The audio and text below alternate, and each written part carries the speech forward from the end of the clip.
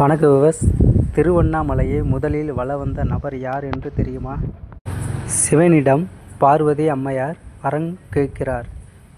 அதற்கு அவர், என்னை ஒரு முறை சுற்றி வந்தால் உனக்கு வரம் தருகிறேன் என்று கூறுகிறார். சொல்லிவிட்டு மறைந்து விடுகிறார்.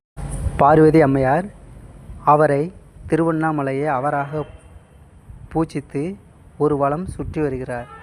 ஆகையால் திருவண்ணாமலையை முதன் முறையாக சுற்றி வந்த நபர் பார்வதி தேவியார் என்று நமக்கு புரிகிறது. இதற்கு சிவன் ஆச்சரியப்பட்டு பார்வதி அம்மையாருக்கு வரம் கொடுக்கிறார்.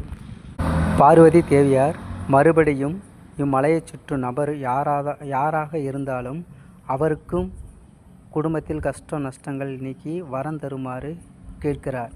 அதற்கும் சிவபெருமான் சரி என்று கூறி விடைபெறுகிறார். வாங்க இம்மலையை பற்றி சில புராண உண்மைகளை பற்றி பார்ப்போம். இம்மலையின் உயரம் 2687 என்றும் இதன் சுற்றளவு 14 கிலோமீட்டர் தூரம் என்றும் இந்த மலை யுத யுகத்தில் அக்னி மலையாகவும், வேத யுகத்தில் மாணிக்க மலையாகவும், துவார யுகத்தில் பொன்மலையாகவும், கலியுகத்தில் கல்மலையாகவும் புராணங்கள் கூறுகின்றன. திருவண்ணாமலையின் வயது 260 கோடி வருடங்கள் என்று புராணங்கள் கூறுகிறது.